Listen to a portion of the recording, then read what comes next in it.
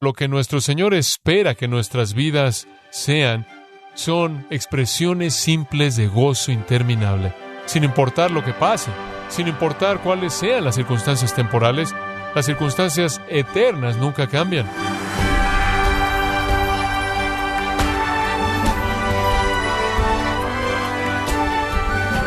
Queremos darle las gracias por acompañarnos a su programa Gracias a Vosotros con el pastor John MacArthur. En Juan 16, los discípulos recibieron una declaración enigmática de Jesús que los dejó absolutamente perplejos. ¿Qué nos quiere decir con esto?, dijeron ellos.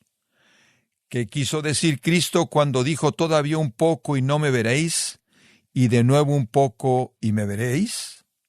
O John MacArthur nos muestra los corazones turbados de los discípulos y el consuelo que recibieron de Cristo. Estamos en la serie Consuelo para Corazones Turbados, aquí en Gracia a Vosotros. El propósito del Espíritu Santo es hacer que Cristo esté presente y que sea el que reside en la vida de todo creyente. Esa es la razón por la que es llamado el Espíritu de Cristo. Romanos 8 dice, si alguno no tiene el Espíritu de Cristo, no es de Él. Entonces Jesús está hablando de la dispensación del Espíritu Santo, durante la cual el Espíritu de Cristo despliega las promesas y glorias de Cristo, cumple todas las promesas y dones que Cristo le prometió a los suyos en sus vidas y en la iglesia. Nos da también, como vimos, las Escrituras. Entonces Él nos muestra a Cristo, no solo espiritualmente, internamente, sino que nos muestra a Cristo externamente mediante la palabra escrita. El Espíritu dice, vengo a revelar a Cristo. Vengo a revelar a Cristo. Entonces nuestro Señor está diciendo en el versículo 16, es un poco de tiempo y me voy a ir.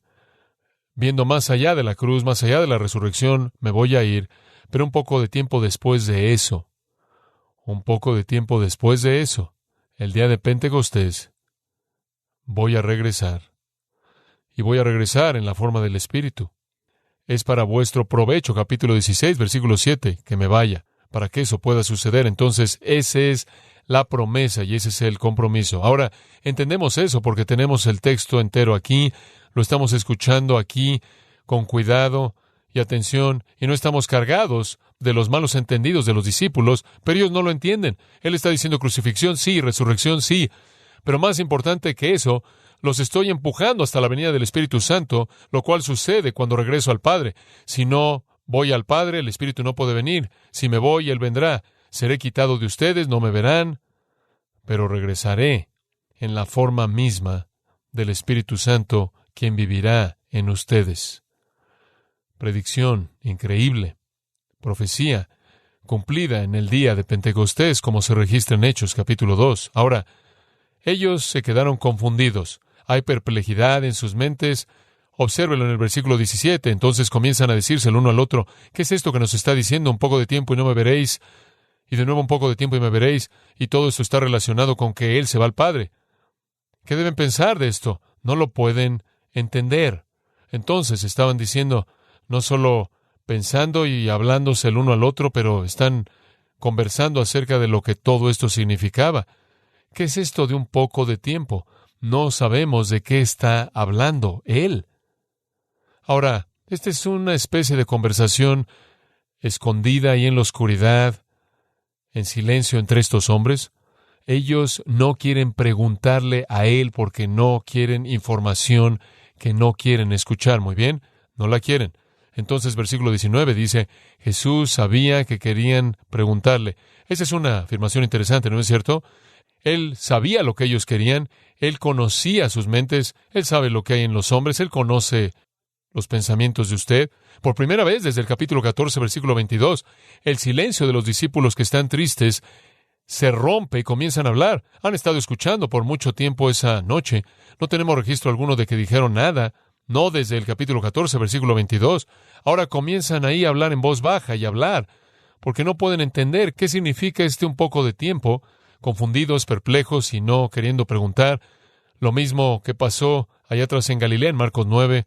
No querían información que no querían oír, y entonces están profundamente confundidos, atemorizados, Y de nuevo, simplemente para recordarle, ya para el domingo en la noche, van a estar llenos de gozo cuando se reúnan con el Cristo resucitado. Y después van a tener 40 días de instrucción acerca del reino con Él, antes de que Él ascienda al cielo y el Espíritu venga. Parece como un tiempo tan breve hasta que llegue el domingo por la noche, cuando tendrán gozo. Pero como dije, inclusive este tiempo breve de tristeza y dolor, nuestro Señor lo ve como una carga que Él no quiere llevar. Y entonces Él quiere darle razón para tener esperanza. Y la esperanza produce gozo. Él es omnisciente, Él conoce la mente de ellos, Él conoce su dolor. Y aunque el gozo de ellos vendrá el domingo por la noche, la tristeza de ellos en ese momento es una carga en su corazón amoroso. Sí, Él está preocupado por su conocimiento teológico. Sí, Él está preocupado por su disposición a creer las cosas que Él dice. Pero Él también está preocupado por la tristeza de ellos. Esa es compasión divina. Esa es compasión divina. Usted no va a encontrar ese tipo de compasión divina asociada con ninguna otra deidad en la multiplicidad de religiones del mundo entero a lo largo de toda la historia humana. Ellos han decidido esencialmente que lo están perdiendo y estaban tratando de aferrarse a algún tipo de esperanza final. Entonces nuestro Señor les dice en el versículo 19, preguntáis entre vosotros acerca de esto que dije, todavía un poco y no me veréis, y de nuevo un poco y me veréis. Yo sé lo que están pensando, yo sé lo que están diciendo, aun si no lo puedo oír. ¿Acaso estaban diciendo, ¿cómo puedes irte y regresar? ¿Cómo puedes morir y resucitar? Bueno, pasó con Lázaro. Quizás es como Lázaro, puedes morir por un poco de tiempo. Y después habían otras personas que Jesús resucitó, que murieron por un tiempo. ¿De qué está hablando aquí? Entonces Él pasa a consolarnos. Entonces usted va de una predicción de su partida, y sin embargo lo volverán a ver, refiriéndose a la venida del Espíritu Santo, a la perplejidad de estos hombres tratando de comprender esto en contraste a sus propias expectativas. Y después nuestro Señor ofrece una ilustración o una parábola para ayudarles en el versículo 20. De cierto os digo que vosotros lloraréis y lamentaréis, y el mundo se alegrará. Pero aunque vosotros estéis tristes, vuestra tristeza se convertirá en gozo. Esto es muy importante que Él dice esto, porque es absolutamente verdad. Si Él tan solo dijera, caballeros, van a regocijarse, hombres, va a haber un término glorioso para todo esto, todo va a salir muy bien, de manera maravillosa, y nunca dijera nada acerca de su tristeza y dolor, podrían haber supuesto o asumido ellos que Él estaba mal, que Él no entendía la realidad, que Él quizás no era tan omnisciente como ellos pensaban que Él era. Entonces Él les dice que van a llorar y se van a lamentar mientras que el mundo se regocija, porque eso es exactamente lo que va a pasar. Eso es exactamente lo que se va a llevar a cabo en cuestión de unas cuantas horas. Cuando Él es arrestado, ellos corren, ellos huyen. Y huyen al nivel más elevado de sus tristezas y temores. Ellos lloran, ellos se lamentan. Inclusive María, Juan 20:11, inclusive en la tumba está llorando con las mismas lágrimas que los discípulos de nuestro Señor habían estado derramando.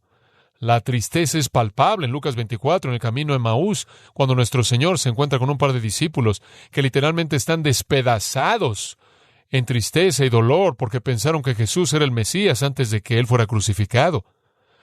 Entonces nuestro Señor, fortaleciéndolos para los momentos de su tristeza, para que no fueran una sorpresa que los hiciera pensar que Él realmente no sabe lo que está pasando. Él dice, de cierto os digo, 25 veces en el Evangelio de Juan, usted lo tiene en el griego, amén, amén, traducido de cierto os digo, verdaderamente, o así es, o con toda certeza, sería otra manera coloquial de traducirlo, esto va a pasar. Y Juan usa de cierto, tantas veces, porque Juan está enseñando la verdad, en contraste de lo que se les había enseñado, y entonces él enfatiza, esto es verdad, en contraste a los errores del judaísmo apóstata. Esto es solemne, esto es serio. Les estoy diciendo, van a llorar, les va a doler, van a estar en tristeza. El mundo va a regocijarse. El mundo va a tener una fiesta cuando esté en la cruz. Ellos van a estar en tristeza. El cuerpo de Jesús va a yacer muerto, un cadáver ensangrentado. El mundo habrá cumplido su voluntad homicida en contra de él y se regocija en un gozo impío. Y los discípulos están llorando y están despedazados, con el corazón quebrantado. Y nuestro Señor sabe que va a pasar, pero Él dice, vuestra tristeza al final del versículo 20 se convertirá en gozo, en gozo. El gozo es la meta, el gozo es el objetivo. De hecho, estoy convencido de que así es como todo cristiano debe vivir cada día de su vida. El gozo debe caracterizar nuestras vidas. Es una afirmación maravillosa. Aquello que los había llevado a la profundidad de la tristeza haría que se regocijaran. No es que un acontecimiento le da a usted tristeza y otro acontecimiento le da a usted gozo, sino que es ese acontecimiento mismo que trajo la tristeza, será el acontecimiento mismo que trae el gozo. Y eso será el caso mirando hacia adelante en toda la historia redentora. El acontecimiento, la cruz, que trajo la tristeza, en retrospectiva, después de la resurrección, ellos mirarán atrás y es la fuente de gozo. Como usted sabe, no tenemos himnos en nuestro himnario de tristeza ciega, sin esperanza, de muerte, pero tenemos himnos interminables de gozo que se remontan a la cruz. Aquello que fue la causa de la tristeza más grande para los discípulos se convirtió en la fuente del gozo más elevado. A la luz de la muerte de Cristo, la resurrección de Cristo, la exaltación de Cristo a la diestra del Padre en la ascensión, el descenso del Espíritu Santo, la cruz se convierte en el punto focal del gozo cristiano. El gozo que comenzó en la resurrección, claro, cuando Jesús fue resucitado de los muertos, ellos fueron abrumados de gozo, obviamente. Estaban regocijándose. Pero cuando el Espíritu de Dios vino, ese gozo se convirtió en un gozo permanente, porque el fruto del Espíritu es amor, gozo, gozo. Es un tipo de gozo que es imparable. Primera de Tesalonicenses 1:6 dice, recibieron la palabra en mucha aflicción con el gozo del Espíritu Santo. Ustedes recibieron la palabra en mucha tribulación con el gozo del Espíritu Santo. El Espíritu Santo viene para traernos gozo. El fruto del Espíritu de nuevo es gozo. El reino de Dios es gozo en el Espíritu Santo. Romanos 14, un versículo maravilloso.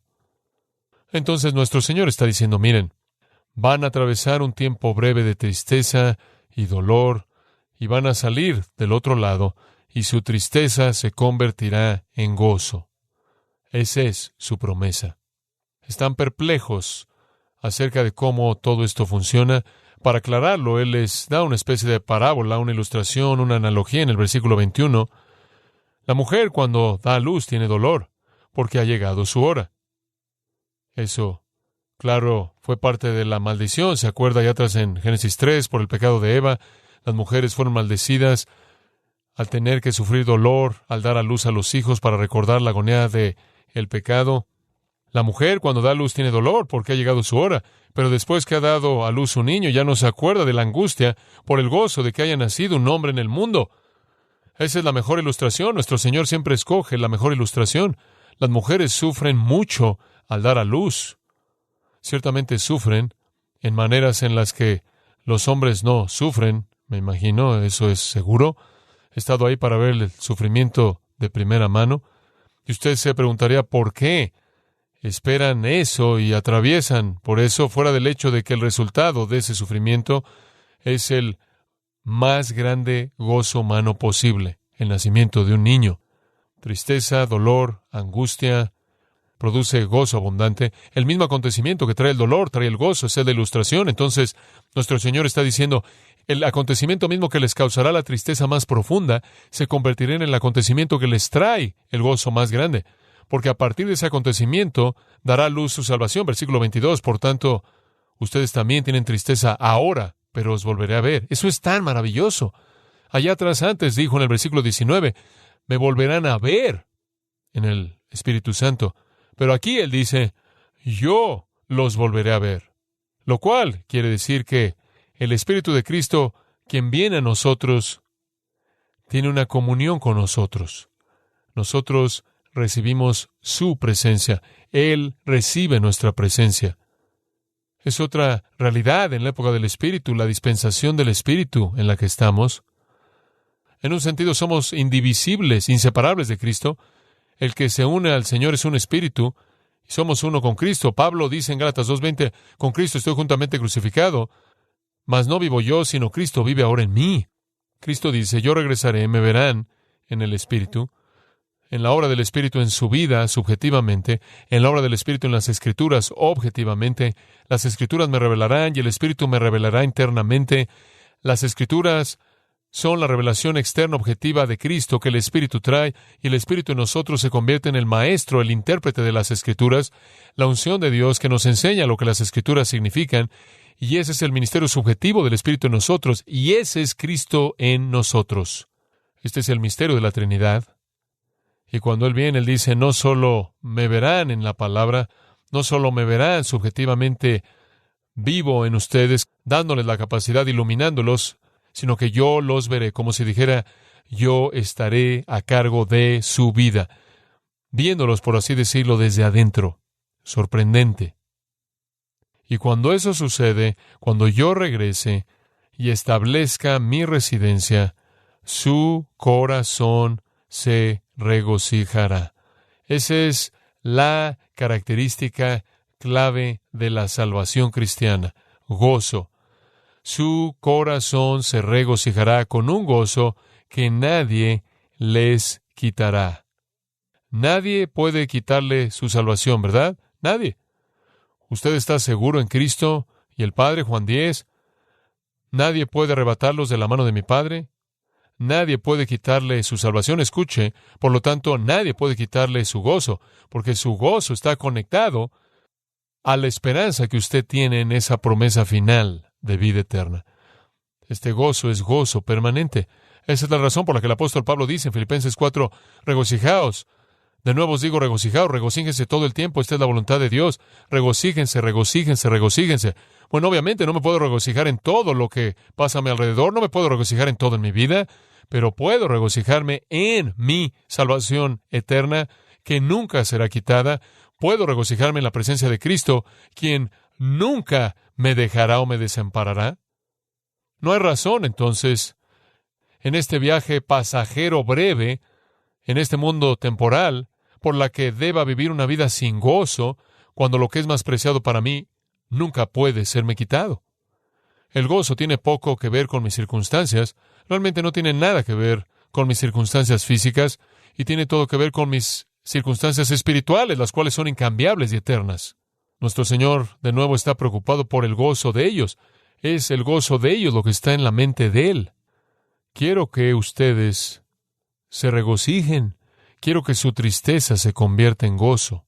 Entonces aquí está nuestro Señor diciéndoles, ustedes van a tener un tiempo de tristeza, voy a venir en la forma del Espíritu, y cuando venga, voy a hacer dos cosas. Voy a revelarme a mí mismo a ustedes externamente en la palabra. Vimos eso en la última sección del 16. Y después voy a revelarme a mí mismo internamente adentro de ustedes, morando ahí. Subjetivamente voy a estar en la vida de ustedes, moviéndome en sus vidas. Objetivamente me revelaré en las páginas de las Escrituras. Ustedes van a la palabra de Dios y ustedes me verán ahí revelado. Y el Espíritu de Dios, quien esté en ustedes, los conformará a mi imagen conforme ven mi gloria revelada en las Escrituras. Lo subjetivo y lo objetivo se unen. Entonces, a partir de esta predicción y la perplejidad a la promesa de que vendré y vuestra tristeza se convertirá en gozo, ilustrado por la parábola, llegamos a los últimos 2 versículos. En aquel día, ¿qué día? El día en el que el Espíritu venga. En aquel día, el día en el que los volveré a ver. Versículo 22. El día en el que se gozará vuestro corazón. El día en el que ustedes recibirán gozo eterno que nadie jamás podrá quitar de ustedes. El día en el que el Espíritu de Dios venga. Para ellos fue el día de Pentecostés. Para nosotros, claro, como creyente en el momento de nuestra salvación, el Espíritu de Cristo viene a vivir en nosotros. En aquel día no me preguntaréis nada. Esa es una afirmación interesante. Aquí viene una promesa final. En aquel día, el día del que se habla en el versículo 22, cuando el Señor los volverá a ver conforme viene en el Espíritu, nada me preguntaréis. Permítame decirle lo que eso significa. Hasta ese punto y hasta ese día, hasta el día de la venida del Espíritu después de su ascensión, ellos le habían preguntado todo. Él era su Wikipedia personal, por así decirlo. Él era su recurso para todo. Ellos le preguntaban todo. Ellos le hacían toda pregunta, todo asunto. Venían a Él para toda necesidad, todo deseo. Necesitaban explicaciones. Venían a Él. Cuando regrese en el Espíritu, en aquel día no me preguntaréis nada. ¿Por qué? No voy a estar ahí. A partir de ahí, en esa era del Espíritu, ya no traerán sus preguntas, sus necesidades, sus deseos a mí en la carne. Habrán hecho eso hasta ese entonces y continuarán haciendo eso hasta ese entonces, pero después de eso ya no me harán preguntas. Las respuestas vendrán del Espíritu de verdad, a quien se hace referencia a lo largo de este texto. Las respuestas vendrán porque tendrán una unción de Dios, quien les enseñará todas las cosas, y tendrán las Escrituras reveladas, escritas, pero más que eso, aquí está la promesa asombrosa. De cierto os digo, esto es tan excepcional, que todo cuanto pidiereis al Padre en mi nombre, os lo dará. Esa es una promesa asombrosa. Ellos podían ir directamente a Dios en el nombre de Jesús y pedir lo que fuera. Su promesa es que todas las riquezas del cielo, todos los tesoros del cielo, todos los propósitos divinos y la voluntad de Dios estará disponible a ustedes si piden en mi nombre. ¿Qué quieres decir en mi nombre? Coherente con quién soy yo y mi voluntad. Estoy pidiendo en el lugar de Jesús porque yo sé que esto lo honraría a Él y lo glorificaría a Él. Y Filipenses 4:19 dice, mi Dios suplirá todo lo que os falta conforme a sus riquezas en gloria en Cristo Jesús. Eso es lo que significa en su nombre. Hasta ahora, de nuevo, versículo 24, nada habéis pedido en mi nombre. Me piden a mí. No fueron a Dios en mi nombre, vinieron a mí. Así ha sido, y eso está bien. Así necesitaba ser. Ahora, continúen pidiendo. Sigan pidiendo. Continúen pidiendo. Y ustedes continuarán recibiendo cuando pidan en mi nombre. ¿Por qué? Para que vuestro gozo sea cumplido. Simplemente preocupación asombrosa por parte del Señor Jesús por nuestro gozo. No sé lo que la gente de afuera piensa acerca del cristianismo, y estoy seguro de que hay ocasiones en las que los cristianos no representan bien lo que debe ser, pero lo que nuestro Señor espera que nuestras vidas sean son expresiones simples de gozo interminable, sin importar lo que pase, sin importar cuáles sean las circunstancias temporales. Las circunstancias eternas nunca cambian. Esa es la razón por la que se nos manda regocijarnos, y de nuevo os digo, regocijaos. Y el Señor dice, quiero que su gozo sea tan completo como su tristeza ha sido, tan dominante como su tristeza ha sido. Un gozo relacionado al hecho de que estoy ahí, estoy con ustedes, estoy viviendo en ustedes. Soy revelado en las páginas de las Escrituras externamente y moro en ustedes internamente, y tengo un lugar para ustedes en el cielo, y estarán ahí, y nada jamás podrá cambiar eso. ¿Y qué es el cielo? Es gozo eterno. Entonces, resumiendo, él dice, miren, la separación va a ser muy breve. Yo regresaré, no los voy a dejar. Yo regresaré en la forma del Espíritu Santo. Y el acontecimiento mismo que les trajo toda esta tristeza, ustedes mirarán hacia atrás y se darán cuenta de que la cruz fue el punto de su salvación, y la resurrección selló su redención, y su tristeza se convertirá en gozo, y su gozo será un gozo eterno que nadie jamás podrá quitar de ustedes, y ese gozo será eterno. Pero inclusive ahora, ese gozo debe dominar su vida, porque tienen acceso a Dios para todas sus necesidades en mi nombre. En mi nombre. ¡Qué Salvador tan glorioso! La cruz y todas sus agonías está a tan solo horas de distancia. Él va a entregar su vida como rescate. Él va a llevar la ira de Dios. Ella puede comenzar a esperar los clavos en su carne y las espinas penetrando en su frente y la lanza penetrando sus órganos internos. Él puede oír las burlas de los que lo odian. Él puede sentir su saliva, la risa infernal de sus homicidas. ¿Pero qué está en la mente de él? Lo que está en su mente en estas horas es la tristeza de sus discípulos. Esto de hecho es una maravilla de maravillas. Quiero que su gozo se ha cumplido y quiero que lo tengan ahora. No quiero que ni siquiera pasen unas cuantas horas más sin gozo. Jesús, cuando Él fue a la cruz por el gozo que fue puesto delante de Él. Su gozo es nuestro gozo. Nuestro gozo es su gozo. Usted debe regocijarse, no me importa cuáles sean sus circunstancias, no me importa lo que esté pasando en su vida, que Cristo vive en usted subjetivamente, y usted lo conoce subjetivamente porque Él mora en usted, y usted lo conoce objetivamente porque Él es revelado en las páginas de las Escrituras, y esta es la obra de su Espíritu. Que Dios nos perdone si no estamos abrumados de gozo todo el tiempo, sin importar cuáles sean las circunstancias que nos rodean.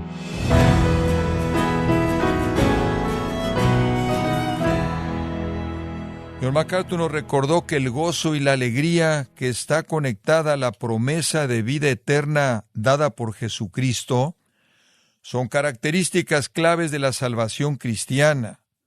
En la serie Consuelo para Corazones Turbados, aquí en Gracia a Vosotros. Estimado oyente, quiero invitarle a leer el libro La libertad y el poder del perdón, escrito por John MacArthur, donde nos muestra que una vida que ha sido perdonada por Dios está llamada a perdonar para contar con la intimidad espiritual con su Salvador. Adquiéralo ingresando a gracia.org o en su librería cristiana más cercana. Y como lo hago regularmente, le recuerdo que puede descargar todos los sermones de esta serie Consuelo para Corazones Turbados, así como todos aquellos que he escuchado en días, semanas o meses anteriores, animándole a leer artículos relevantes en nuestra sección de blogs, ambos en gracia.org. Si tiene alguna pregunta o desea conocer más de nuestro ministerio, como son todos los libros del pastor John MacArthur en español, o los sermones en CD que también usted puede adquirir, escríbanos y por favor mencione la estación de radio por medio de la cual usted nos escucha en Gracia a Vosotros. Es importante conocer no solo el país y ciudad de donde usted nos escucha, sino también la radio. Para quienes contactan nuestro ministerio por primera vez, pueden solicitar una copia del mensaje de promoción sin costo alguno, un mensaje por oyente únicamente. Si usted vive en los Estados Unidos o Puerto Rico, escríbanos a Gracia a Vosotros, P.O. Box 4000, Panorama City, California, 91412. O puede escribirnos a través del siguiente correo electrónico: radio@gracia.org. Y queremos agradecerle desde el fondo de nuestro corazón su tiempo y sintonía, y en nombre de John MacArthur y del personal de este organismo, invitarle para que nos acompañe en la próxima edición y así juntos continuar desatando la verdad de Dios un versículo a la vez en Gracia a Vosotros.